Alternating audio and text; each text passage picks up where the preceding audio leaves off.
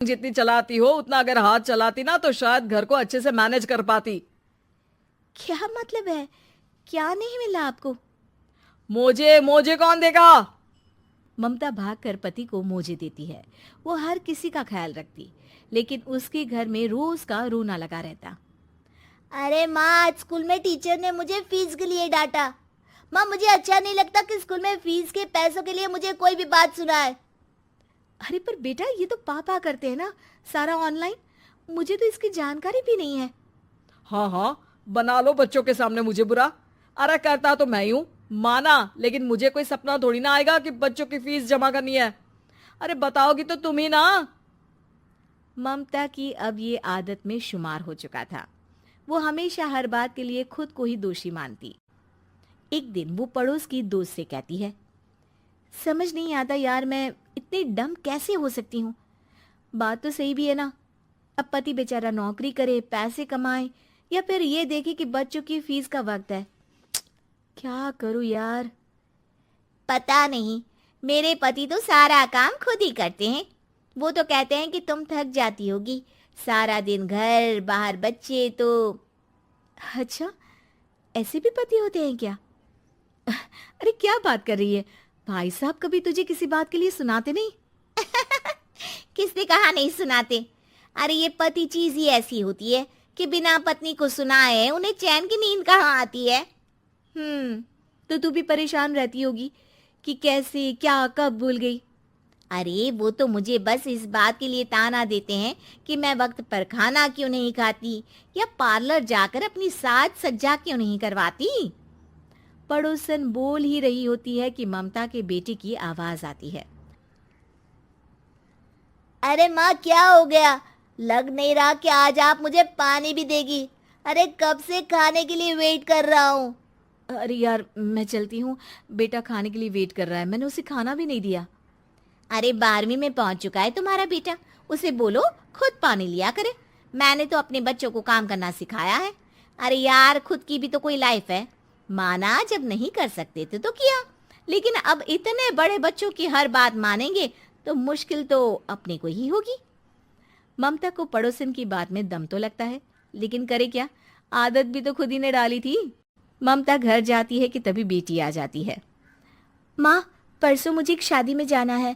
तेरी वो जो लाल वाली साड़ी है ना, उसे दे देना। मैं आज जाकर टेलर को दे दूंगी, वो उस साड़ी से सूट बना देगा। अरे नहीं नहीं तारा, वो मेरी माँ ने मुझे दी थी और उस साड़ी से मेरी काफ़ी भावनाएं जुड़ी हैं। तुमको ना मैं दूसरी साड़ी दे दूंगी। ओके, कोई बात नहीं, लेकिन आज दे ही देना पक्का। तारा माँ की साड़ी से सूट बनवाकर पार्टी में जाती है, लेकिन जब वो पार्टी से लौटती है, क्या है, मैं तो समझ ही नहीं पा रही हूँ। अरे जब वो साड़ी मांगी थी तो ये छल्ली सी साड़ी क्यों दे दी? मैं ही पागल थी जो इस साड़ी का सूट बनवा लिया मैंने। माँ, जानती भी हो कि कॉलेज में मेरी कितनी हंसी उड़ी। तभी वहां ममता का पति सुनील आ जाता है। अरे गवार औरत, जब बेटी साड़ी मांग रही थी तो दे देती ना। अरे पापा, इनके तो इमोशंस जुड़े थे उस साड़ी से। ममता इतने सब के बाद भी कुछ नहीं बोलती। मेरी बेटी की बेइज्जती हो गई, मैं बिल्कुल बर्दाश्त नहीं कर सकता ये। मैं नहीं चाहता कि मेरी बेटी से कोई भी ज्यादा सुंदर लगे पूरे कॉलेज में। जी, वो पढ़ने में तारा बिल्कुल अच्छी नहीं है, उसकी पढ़ाई पर आप ध्यान दीजिए ना। अच्छा, अब तुम मुझे बताओगी कि मुझे किस पर ध्यान देना और किस पर नहीं। रमेश जैसा ही ये वाक्य पूरा करता है, ममता की बेटी और पति उस पर जोर जोर से हंसते हैं। अरे ठीक है ना, पता ही नहीं चला कि कैसे वक्त इतना बीत गया। अरे कैसे पता चलेगा माँ, हम लोगों के पीछे जो तू बैताल की तरह चिपकी रहती थी, तुझे कैसे वक्त का पता चलता। ममता को पहले सास ससुर, फिर पति और बच्चों की तरफ से इस तरीके की बातें सुनकर उसका मन बहुत दुखी रहता था। एक दिन, सुनो ना, बहुत दिनों से कमर के नीचे बहुत दर्द रहता है। कल मैंने देखा तो एक फोड़ा था। अरे ममता, एक बार अपने पति से बात करो, वो तुम्हारा फोड़ा डॉक्टर को दिखा देंगे। अरे नहीं नहीं, वो तो गुस्सा हो जाएंगे। अरे क्यों गुस्सा हो जाएंगे? तुमको दर्द है। हाँ, लेकिन वो यही बोलेंगे कि ऑफिस जाऊं या फिर तुम्हें लेकर डॉक्टर के पास। तो बेटे से ही बात कर ले। अरे वो तो मैं कर लूं, लेकिन फोड़ा है ऐसी जगह कि उसे बताते मुझे शर्म आएगी। लेकिन कुछ ना कुछ तो करना जरूरी है ना। ऐसे कब तक फोड़े के दर्द से तड़पती रहेगी? अब तो सोच रही हूँ कि इनसे बात कर ही लूं, वरना दर्द के मारे कहीं मर ना जाऊं।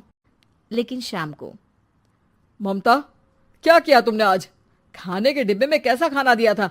दाल खराब हो गई थी। कब की थी? दाल तो मैंने सुबह ही बनाई थी, खराब कैसे हो गई? अच्छा सुनिए ना, मुझे कहना है कि अरे गरम दाल बंद करोगी तो ऐसा ही होगा ना। बेइज्जती हो गई सबके सामने मेरी। ऑफिस वालों ने ऐसा मजाक उड़ाया कि क्या बोलूं। कल से ठीक से खाना देना है तो देना, वरना खाना देना बंद कर देना। बाहर खा लूंगा मैं। ममता, जो पति से अपनी परेशानी बताने वाली थी, वो अब ये सोचने लगती है कि कल से पति को खाने में क्या दे। अगले दिन ममता थकी थकी सी हालत में, आप लोगों के लिए नाश्ता बना दिया है, खाना बनाने की हिम्मत नहीं है आज तो। रात भर सोकर थक गई है ना, इसीलिए तो खाना नहीं बना सकती। हिम्मत नहीं हो रही है, मैं बस सोने जा रही हूँ। बस मैडम को सोने का बोल दो, फिर देखो कैसे सोती रहती है। माँ फिर वही पराठा सब्जी। अरे हमारे साथ के दोस्त एक से बढ़कर एक नाश्ता खाना लेकर आते हैं, आप तो बस। सभी घर से निकल जाते हैं, लेकिन जब शाम को बेटा घर आता है तो घर में अंधेरा रहता है। बेटा लाइट चलाता है। क्या माँ, तुम्हारा भी जवाब नहीं है बिजली का बिल बचाने के लिए? वो बोल ही रहा होता है कि सामने माँ जमीन पर लेटी मिलती है। वो उसके पास जाता है। अरे माँ, क्या हो गया माँ? तभी वहां पड़ोसन आती है। अरे बेटा, तुम्हारी माँ के पैर के पास एक फोड़ा है, जिसके कारण ये लगातार कमजोर होती जा रही थी। मैंने उसे पहले ही कहा था कि घर में बता दो, लेकिन तुम्हारी माँ किसी को तंग करना नहीं चाहती थी। तभी वहां डॉक्टर आ जाता है। अरे इनके ऑर्गन में दिक्कत है, कोई बात है जो इनके मन में खटक रही है। अरे नहीं नहीं, इसके मन में कोई बात नहीं है। कोई काम है नहीं ना इसके पास, सारा दिन बस घर में ही रहती है। देखिए, मैं तो ये नहीं जानता, लेकिन हाँ, इनके मन में हमेशा कोई बात रह जाती होगी, इसीलिए उनकी ये हालत है। अगर आप समय से नहीं ले आते तो हो सकता था कि। अरे नहीं नहीं डॉक्टर साहब, हम पूरी कोशिश करेंगे कि वो ठीक हो जाए। हम लोगों ने अपनी ही परेशानी माँ के सामने रखी, लेकिन किसी ने माँ की दिक्कत को जानने की कोशिश तक नहीं की। हाँ, मैंने भी ममता को हमेशा घरेलू जरूरत से ज्यादा काम का नहीं सोचा था। ममता को होश आता है और वो खुद को अपने बेडरूम में देखती है। वो उठने की कोशिश करती है कि माँ, अब आप नहीं उठेंगी। हम लोग है ना, हम लोग आपको पूरी तरह से खुश रखने की कोशिश करेंगे।